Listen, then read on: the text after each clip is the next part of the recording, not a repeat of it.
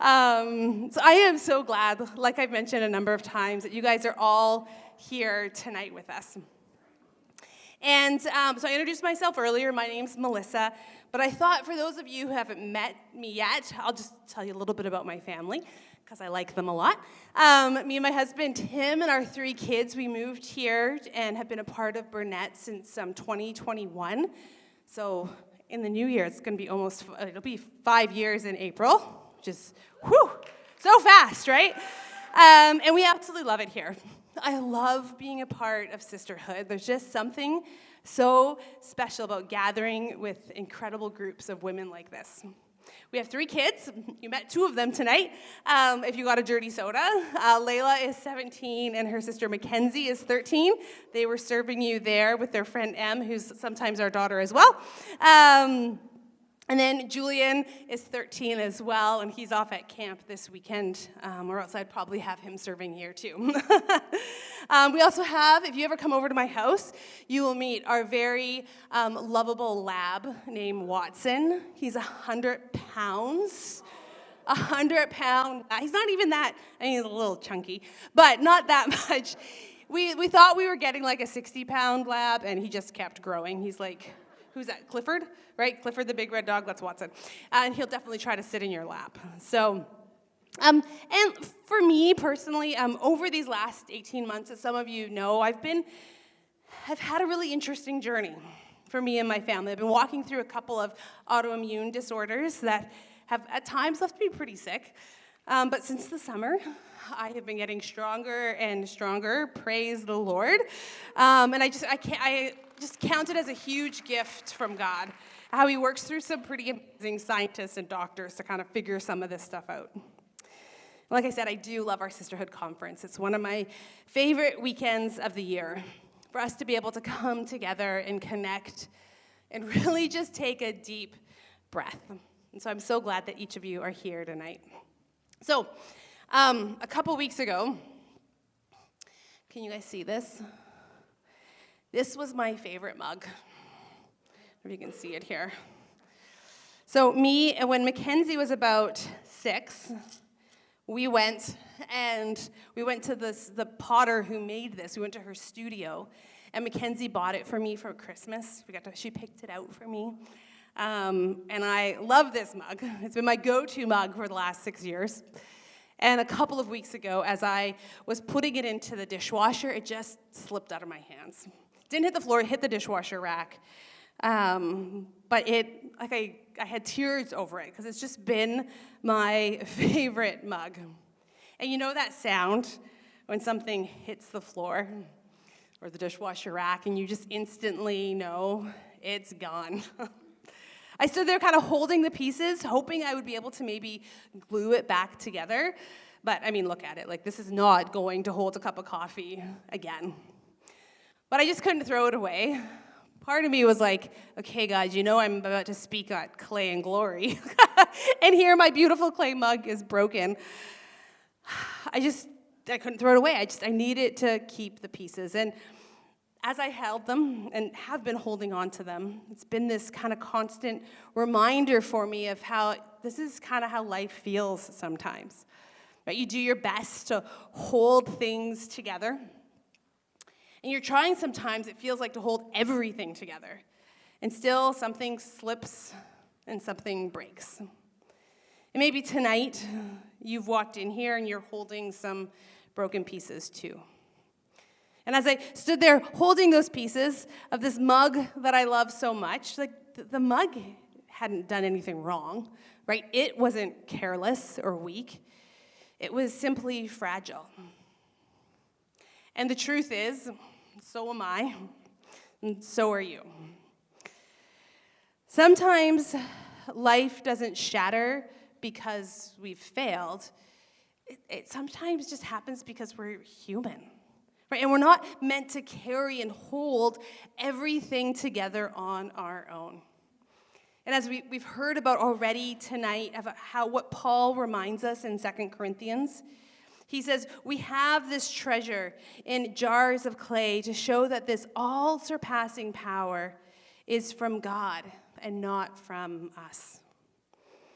And these are verses that I've been reflecting over these last 18 months, especially through my health journey, because I'm really understanding more and more how fragile we really are, but yet how strong God really is. Paul's reminding us, right? We're just these ordinary vessels, easily cracked, and sometimes broken. But inside of us, like Jess was talking about, there is this extraordinary treasure.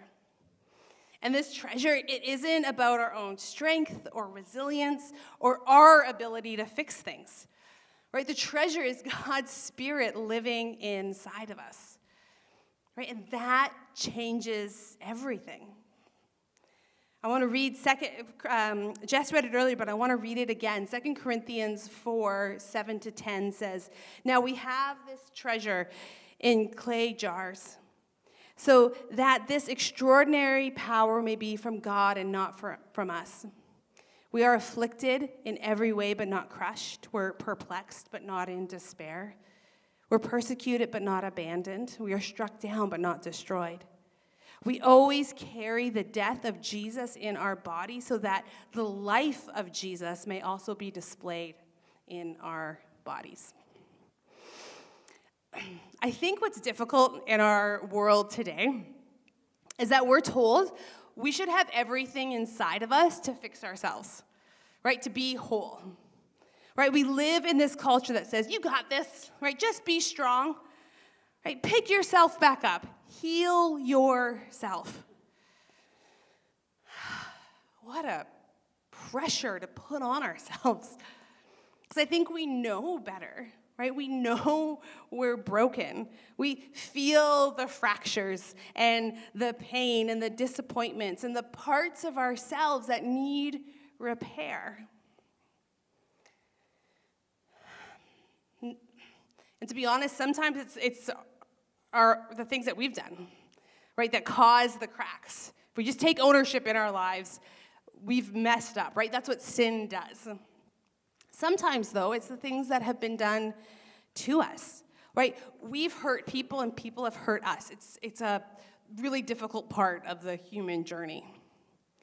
But I think in every one of us, isn't there this longing to be whole?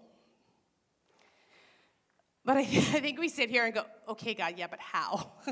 I want to be whole, but how do I get there? Because often I find myself trying to muster up some kind of inner strength. I got this, I can do this, right? I must have some sort of untapped power inside of me that's my own strength to hold myself together. But what happens when that strength runs out? What happens when you're laying in a hospital bed, like I was last summer, and the doctors don't have the answers, right? Or what happens when a friendship fractures and you don't know how to mend it? Or what happens when you just can't see how to move forward? Like, what's the next step? I mean, you just don't have the strength or the clarity or sometimes even the right words to pray. Do you ever have that? You go to God and you're like, I don't got it, God. Right? But the world tells us that we should heal ourselves. If we just try harder, do more, push through, we'll be okay. But Paul is saying something completely different. He's saying you do have power, but it's not your own. Inside of us, there is this extraordinary treasure. It's the very Spirit of God. And it means that ladies, you do not have to carry the weight of the world on your shoulders. And I think as women, we do that so often, don't we? We carry everyone's weight. We're not supposed to. We weren't built for that. We don't have to hold all of the pieces together. You might be feeling afflicted, perplexed, struck down. But the beauty of the gospel, what Jesus did for us, is that God's power shines through those weaknesses. Right? When my mug was whole, this poor mug, it still makes me sad. when my mug was whole, no light would pass through it, right? But once it was cracked, and I was trying to glue it and put it all back together, and suddenly the light could shine through all the openings. And I think that's what God does in our lives, right? Those cracks and those fractures in our lives, that's where God's glory is suddenly shining through. Right? It's His glory, it's His strength, it's His power that is shining through those broken parts of our lives. And so it makes me so glad that I don't have to rely on my own strength to make it through each day. Because the treasure within me is greater than anything I could produce on my own. When I think about how fragile we are, like this mug, I can't help but just think of how faithful God is. There's this section in Scripture in Jeremiah, and there's this image of the potter and the clay. And Jeremiah says, so I went down to the potter's house. This is Jeremiah 18, verses 3 and 4. It says, I went down to the potter's house, and there he was, working away at the wheel. But the jar he was making from the clay became flawed in the potter's hand. So he made it into another jar, as it seemed right for him to do. Oh, think about that in your life. I love that line. So he made it into another jar, as it seemed right for him to do. Right? It doesn't say that the potter threw the clay away or gave up on it. He kept working it, reshaping it. His hands never left the wheel. Sometimes when it feels like life has spun out of control, like everything we thought was stable is suddenly shifting, His hands are steady, right? He hasn't left the wheel of your life, right? The potter isn't panicked when the clay collapses. He doesn't walk away when the form breaks down. He just adds water, right, and presses in. And he begins to remake it. I think some of us need that reminder tonight that God hasn't taken His hands off you. Even if you feel like your story has fallen apart, you're still on His wheel. You're still in His care. You're still being reshaped by Him, by His hands. The hard part is sometimes that reshaping process feels painful, right? It stretches us. It presses us. It often humbles us. But that's the place where new beauty begins to take form. The cool thing is the clay doesn't argue with the potter.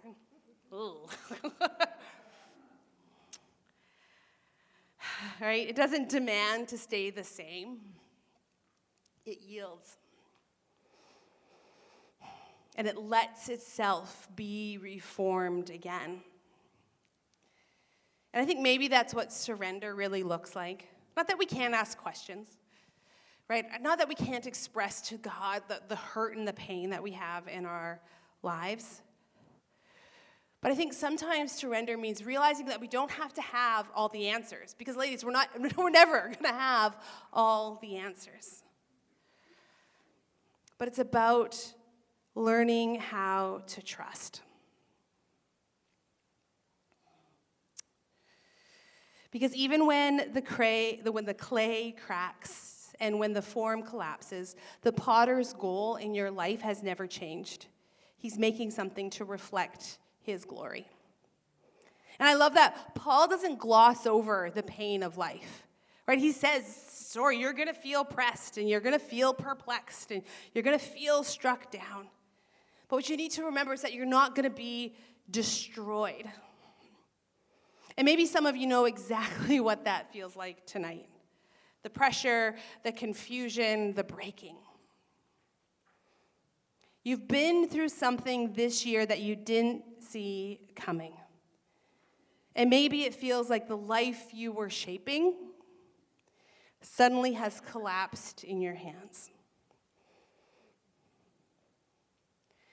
But here's what's true, that even in that breaking, even in that uncertainty, you're not abandoned.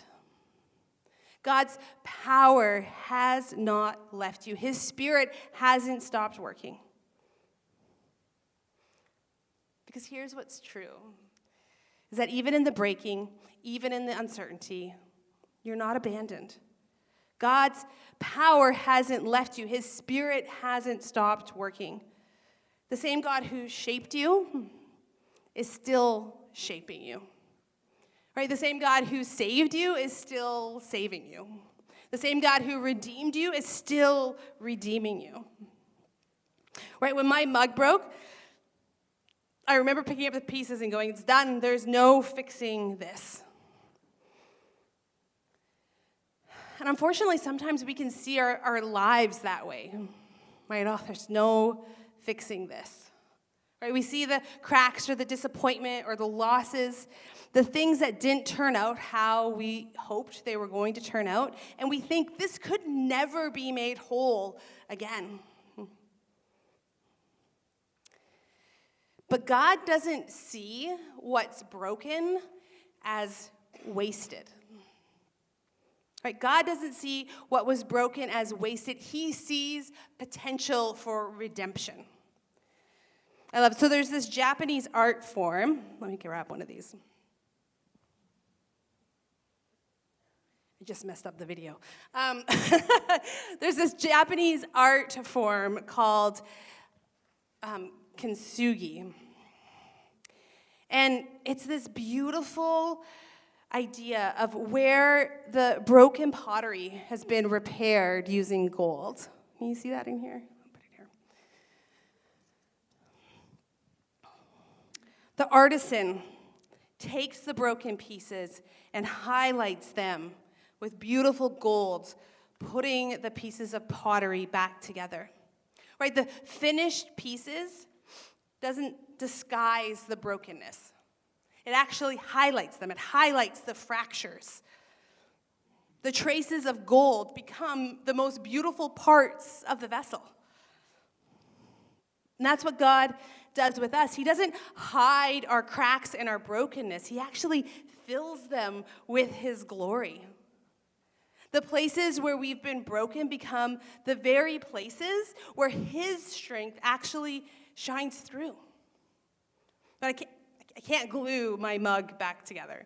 It's never going to hold coffee again. But maybe it'll become something new one day. Maybe I'll get crafty and make it a part of some beautiful mosaic. And maybe it'll be something more beautiful than it ever was on its own.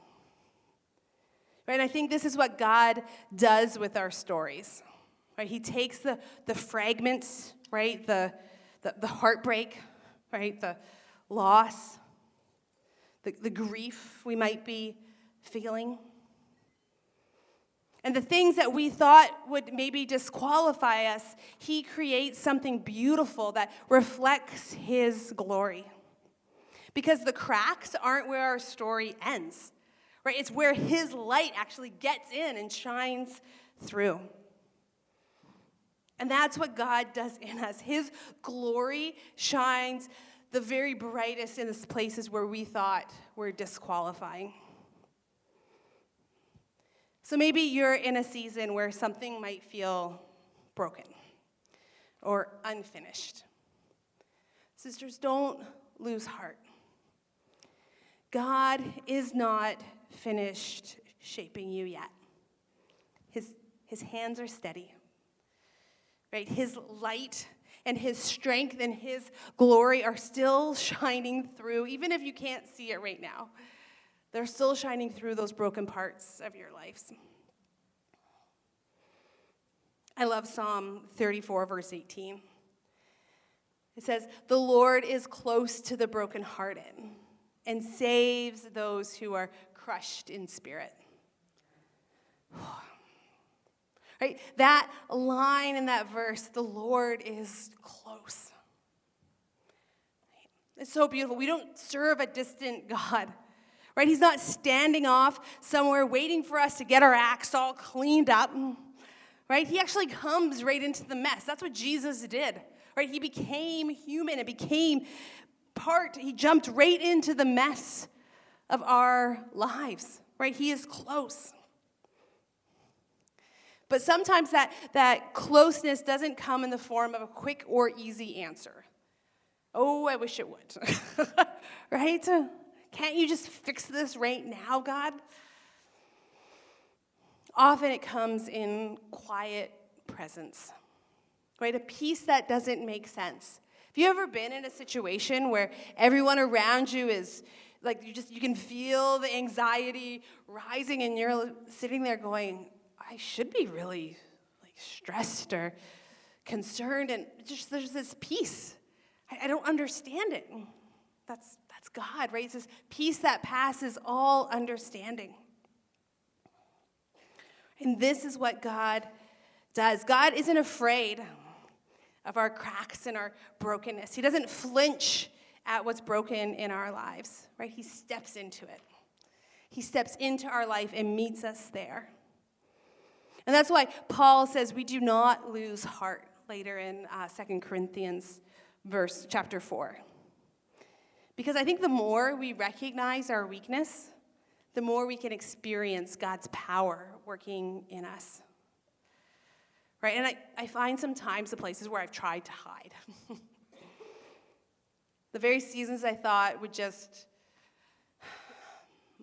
disqualify me have become the very places where I've encountered God's presence the most.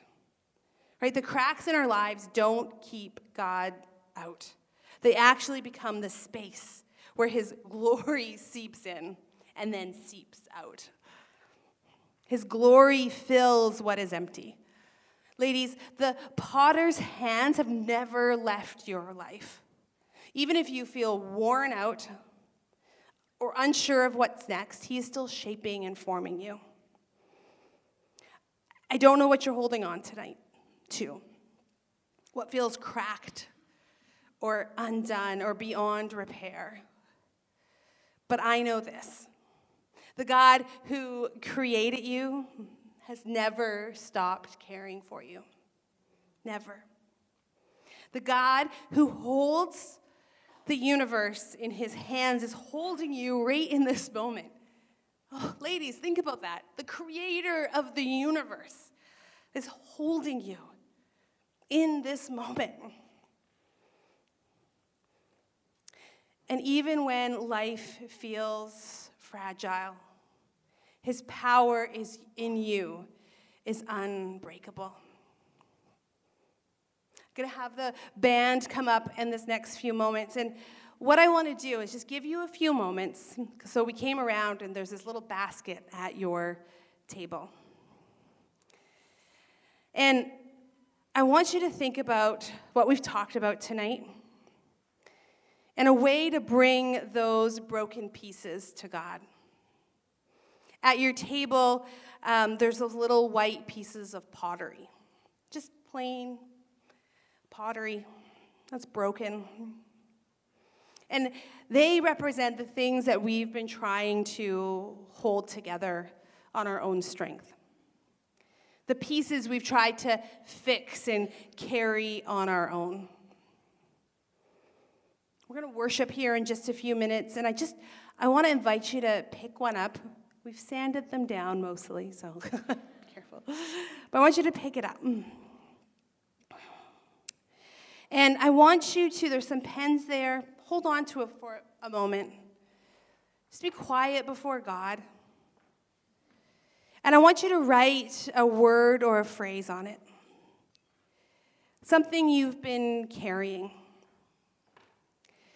Maybe it's fear or disappointment or control or loss. And when you're ready, I have a little clay pot up here. I want you to come and bring it up. I want you to make an exchange tonight. Because up here, so write down your word. You can come up here and drop it in. And then up here, we have another piece of pottery that I want you to pick up and take. Still broken, but it's been brushed with gold. Sharpie, but anyway, sorry. We got a budget, right? Okay, so, but it's been brushed with gold. And there's a promise, there's a verse here attached to it. I want you to make exchange for that boring piece of pottery, that thing that you just want to hold on to. And I want you to exchange it for God's promise. This is your exchange, your broken piece for his promise. And I believe tonight, what you lay down, he will redeem. So I want you to come when you're ready. We're going to take a couple of moments to worship. But I want you to let this be your prayer as you bring up your boring piece of pottery. God, I trust you with the pieces.